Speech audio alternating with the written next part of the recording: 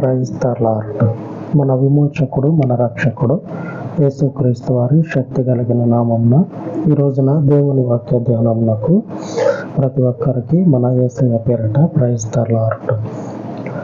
దేవుని వాక్యంలోనికి వెళ్లే ముందు మీకున్నటువంటి ప్రార్థన అవసరతలను తెలియజేసినట్లయితే మీ గురించి ప్రార్థన చేయడం జరుగుతుంది. తద్వారా దేవుని గొప్ప కార్యాలను మీ జీవితాల్లో చూడొచ్చు. ఇకపోతే దేవుడు మనకి ఎప్పుడైనా సరే మంచిగా బతకండి, మంచిగా జీవించండి, ఏ కష్టాలు ఏ ఇబ్బందులు లేకుండా బాగుండమని దేవుడు చెప్తాడు. కొన్ని సందర్భాల్లో ఏమవుతుందంటే మనము చేసేటువంటి పని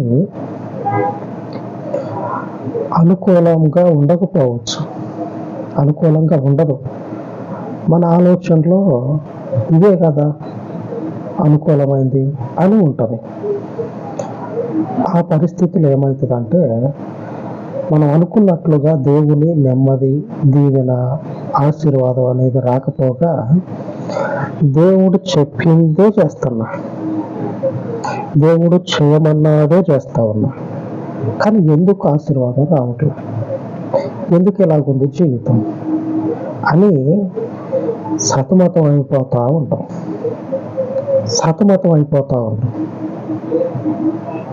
ఒకసారి ఆలోచన చేస్తే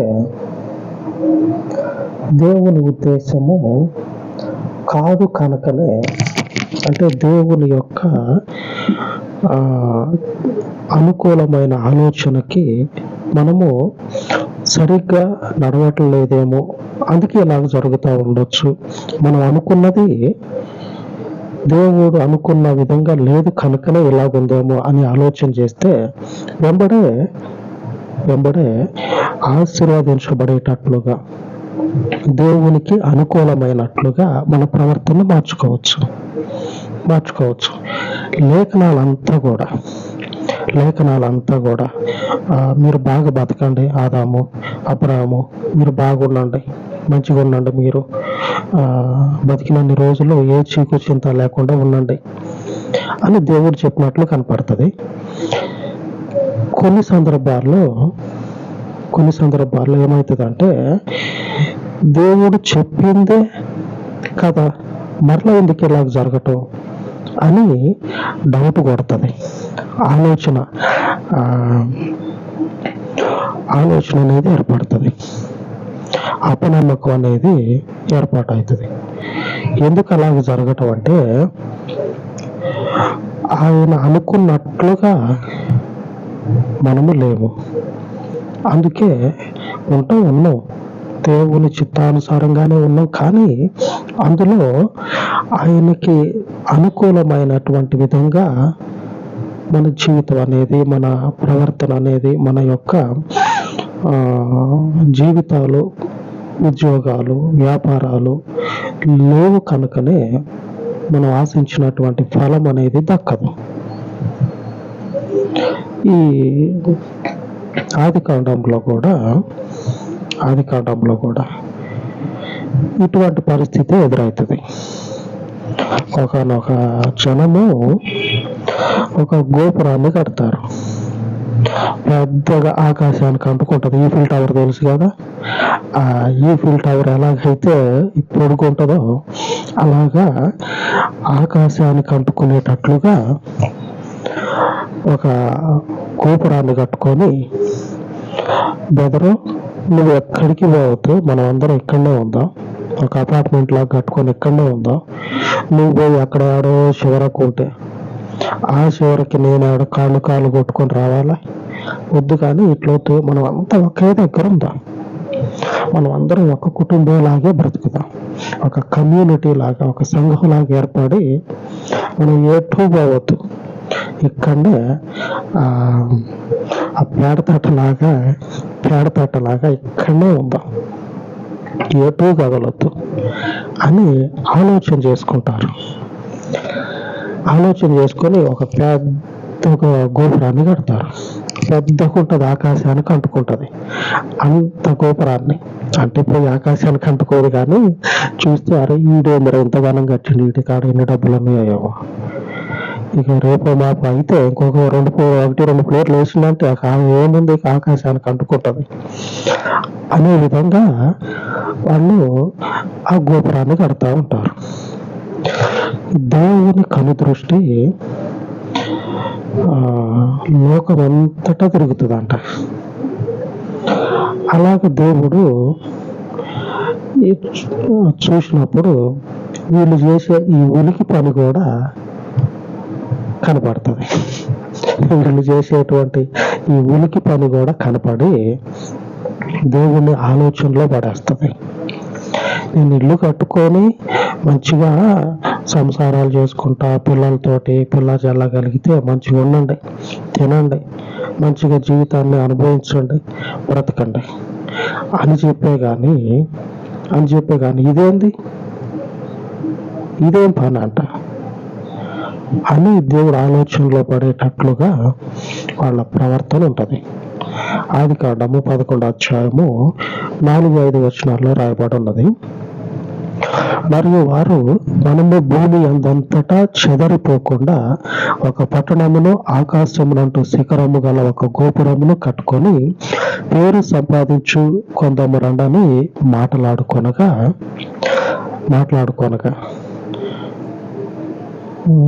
5వ వచనంలో యెహోవా నరులు కుమారులు కట్టిన పట్టణమును గోపురమును చూడ దిగి వచ్చాను. దేవుడు ఇక వీళ్ళు చేసేటువంటి ఈ ఉలిపిగొట్టు పని ఉంది కదా, ఇక దీన్ని చూద్దామని దిగొచ్చాడు. దిగొస్తే ఇంకేముంది, ఇక దేవుడు అనుకున్నది అంతా కూడా జరగకుండా ఆగిపోతా ఉంది. దేవుడు అనుకున్నది జరగట్లా. దేవుడు ఆదాము దగ్గర నుంచి మన వరకు కూడా పదే చెప్తా ఉన్నాడు, మీకు క్షేమం కలుగును గాక, మీకు నెమ్మది కలుగును గాక, మీకు సమాధానం కలుగును గాక, మీరు ఆశీర్వదింపబడుదురు గాక. పదే చెప్తా ఉన్నాడు. ఎలాగ క్షేమం కలుగుతుంది, ఎలాగ ఆశీర్వాదం కలుగుతుంది, ఎలాగ సమాధానం కలుగుతుంది. దేవుడు చెప్పినందరూ కలగాలంటే దానికి కూడా రూల్స్ రెగ్యులేషన్స్ ఉంటాయి కదా. మనం దేవుడు ఒక మాట మనకి ఇచ్చినప్పుడు ఆ మాట నెరవేరాలంటే ఆ వాక్యానికి తగినటువంటి జీవితం అనేది మనకుంటే నెరవేరుతుంది. దేవుడిచ్చినటువంటి ఆయన యొక్క మాట కూడా మన జీవితాల్లో నెరవేరాలంటే ఆయన కోరుకున్నట్లుగా మనం ఉండాలి. మరి ఇందులో తప్పేముంది? తప్పేం లేదు కదా. వాళ్ళు ఒక గోపురాన్ని కట్టుకొని మనం ఒక అపార్ట్మెంట్లో నివసిస్తాం, ఏటూ బాగోదు. పొద్దున్న లేచిన దగ్గర నుంచి ఎవరి శివుడు ముక్కలు కానీ ఎవరి పొద్దున్న లేచి ఆ జిడ్డు మొఖాలు ఉంటాయి కదా, ఒకళ్ళకొకళ్ళు చూసుకొని మురిసిపోతాం, మనం ఎక్కడనే ఉందాం అనుకొని ఆలోచన చేస్తే మరి దీంట్లో తప్పేముంది? ఒక దగ్గరనే ఉండి బతుకుతాం అని చెప్పనని ఆలోచన చేసుకుంటే తప్పేముంది ఇందులో? దేవుడు కూడా అదే చెప్పిండు కదా, మంచి ఇల్లు కట్టుకోండి, బాగా బతకండి, బాగా జీవించండి, అదే కదా దేవుడు చెప్పింది. తప్పేముంది ఇందులో అని అనుకోవచ్చు.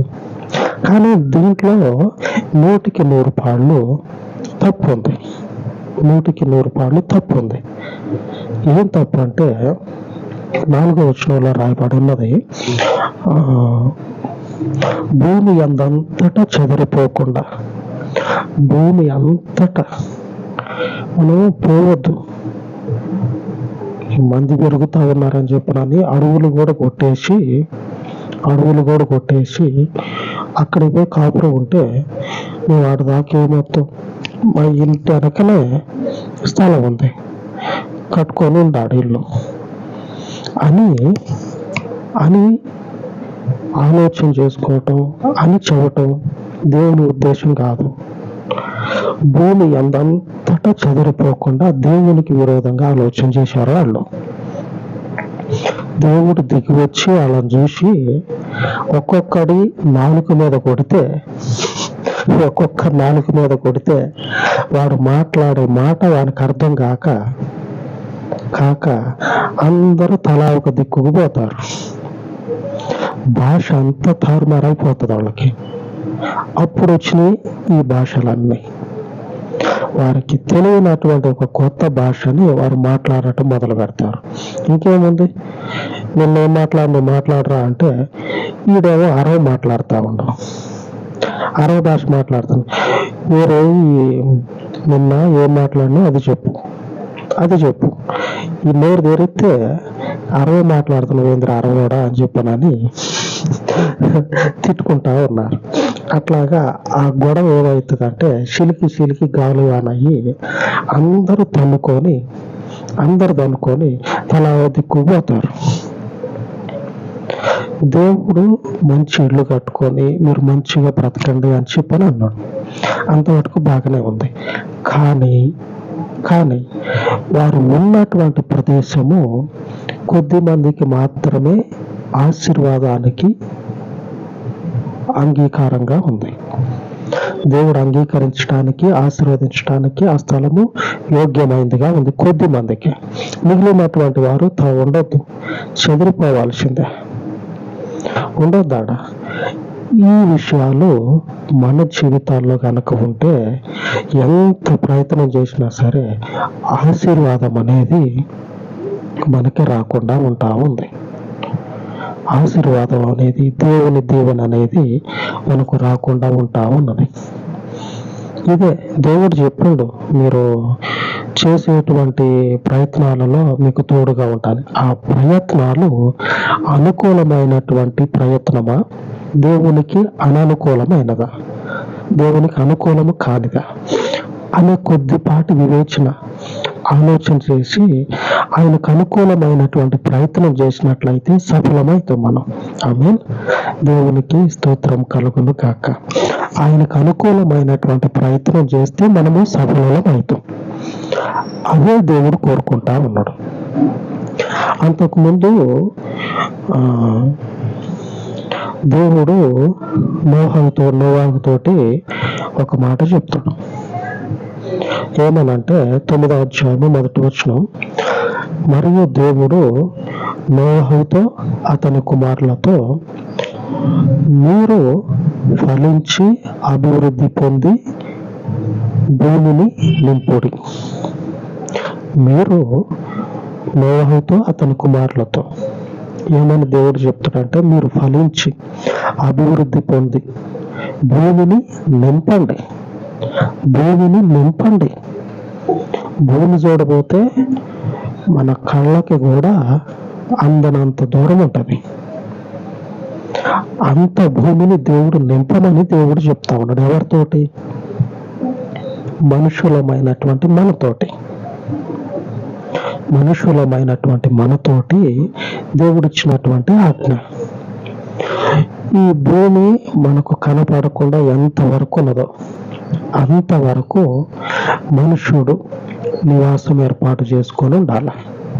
ఆయన యొక్క వాంఛ, ఆయన యొక్క ఆజ్ఞ, ఆయన కోరుకున్నది ఆయన ఆజ్ఞాపించింది.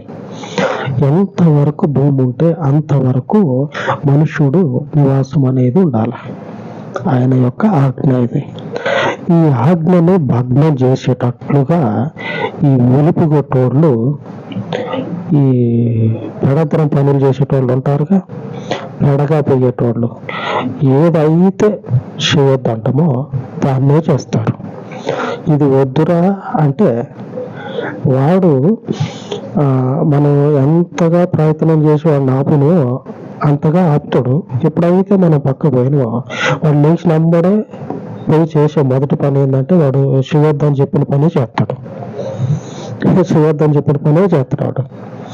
అలాగా ఈ 11వ అధ్యాయము 4వ వచనంలో, భూమి అంతటా మనం ఎటూ చెదిరిపోవద్దు అని దేవునికి అనుకూలము కాని పని ముందేసుకొని కూర్చున్నారు.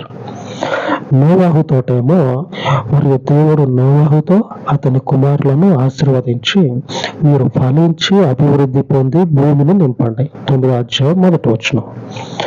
భూమిని నింపండి మీరు అని దేవుడు ఆజ్ఞ ఇస్తే వాళ్ళకి ఆ ఆజ్ఞను వీళ్ళు ఏం చేస్తా ఉన్నారంటే వ్యర్థం చేస్తా దేవునికి విరుద్ధంగా తిరుగుతా ఉన్నారు. అందుకే మన జీవితాల్లో కూడా దేవుడు చెప్పిండు, సమాధానం ఇస్తా, నేను మిమ్మల్ని ఆశీర్వదిస్తాను. కరెక్ట్. ఎలాగ ఆశీర్వదిస్తాం? ఎటు పోతే ఆశీర్వదిస్తాం? Government సెక్టారా, private సెక్టారా? ప్రభుత్వంలో నిలబడేటువంటి ఉద్దేశం ఉందా దేవునికి? ప్రైవేట్లో నిలబడేటువంటి ఉద్దేశం ఉందా దేవునికి? అది తెలుసుకొని అటుగా మనం అడిగేయాలి. ప్రభుత్వంలో నిలబడాలని దేవుని ఉద్దేశం ఉందనుకోండి, ప్రభుత్వం నుంచి నోటిఫికేషన్ వచ్చిన వెంబడే మొదటి అప్లికేషన్ మందే ఉండాలి. అదే దేవునికి మహిమ కలుగును కాక. మందే ఉండాలి మొదటి అప్లికేషన్. లక్షల మంది అప్లై చేస్తా ఉన్నారు, అందులో మొదటి అప్లికేషన్ మందే ఉండాలి. తెలుసుకోవాలా. ప్రైవేట్ అనుకోండి ఎటువైపు వెళ్ళాలో ఆయన నిర్ణయిస్తాడు. ఇలాగా ఆయనకు అనుకూలమైనటువంటి తోవలో గనక మనం ఉన్నట్లయితే మనల్ని ఆయన ఆశీర్వదిస్తాడు. ఎందుకంటే మనం చేసే ప్రయత్నాలన్నీ కూడా ఒక్కొక్కసారి ఏమవుతుందంటే తలబెట్టుకొని కూర్చోవాలా. అంటే అర్థం ఏంటంటే ఎంత చేసినా కానీ అనుకున్నది అనుకున్నట్లుగా ఆశీర్వాదం రావట్లా. ఎందుకు అనే ఆలోచన అనేది ఒక రోజు కాదు, అన్ని రోజులు ఉంటూనే ఉంటది. దేవుడేమో ఒకటి చెప్తే ఏడేమో ఇంకొకటి జరుగుతుంది. ఏమై ఉంటది ఇది? దేవా నీ చిత్తం బయలుపరచు, నువ్వు ఏది కోరుకుంటున్నావు అదే బయలుపరచు. నేనేమని ప్రార్థన చేస్తాను తెలుసా? నేనేమని ప్రార్థన చేస్తానంటే, దేవుని హృదయంలో ఏదుందో, ఆయన హృదయంలో నా గురించి ఆయనకి ఏముందో దాన్ని బయట పెట్టు, నేను చేస్తా. అది నేను అదే చేస్తా. ఇలాగ ప్రార్థన చేస్తాను నేను. దేవుని హృదయంలో ఈ రోజు వరకు నాకు తెలిసినటువంటి ఆయన ఉద్దేశము వాక్యాన్ని చెప్పటం. మొదటి నుంచి 4 గోడల మధ్యలో చెప్తా ఉన్నా. ఆ తర్వాత దేవుని చిత్తానుసారంగా వాక్యము ఇట్లాగా ఇది ఆన్లైన్ ద్వారా ఇలాగా స్ప్రెడ్ అవ్వాలా, నలుగురిలోకి వెళ్ళాలా అని దేవుని ఉద్దేశం ఉంది. ఇట్లాగా అని నాకు ఒక్కడి ముందు మాట్లాడటమే రాదు. ఒక్కడి ముందు ఒకరిని నంబర్ ఇచ్చి పంపించి పక్కకి పోయి మాట్లాడుకుంటారా అని చెప్పానంటే ఆ ఒక్కరిని తీసుకొచ్చి గోడ పక్కకు నిలబడి ఇట్లాగనే ధైర్యం తెచ్చుకొని వణుకుతా, నీళ్ళు నములుతా, భయంగా నేను అనుకున్నది ఎప్పటికో చెప్పేస్తా. నేను అనుకున్నది ఎప్పటికో చెప్తా అక్కడికి. అటువంటి నాకు ఈయన దేవుడు ఈ వాక్యం ఇచ్చి అనేకులకు చెప్పమంటే వచ్చినా రాకపోయినా సరే దేవుడు చెప్పిండు కదా, చేసి తీరుతా నేను. ఆయన హృదయంలో నా గురించి ఏదుందో అది బయటికి రావాలా, అది ఆయనదే, అది ఆయన కోరుకుంటుందే అని నాకు రూఢి కావాలా. లేదు ఇది దేవుందే అని నేను చెప్పగలగాల.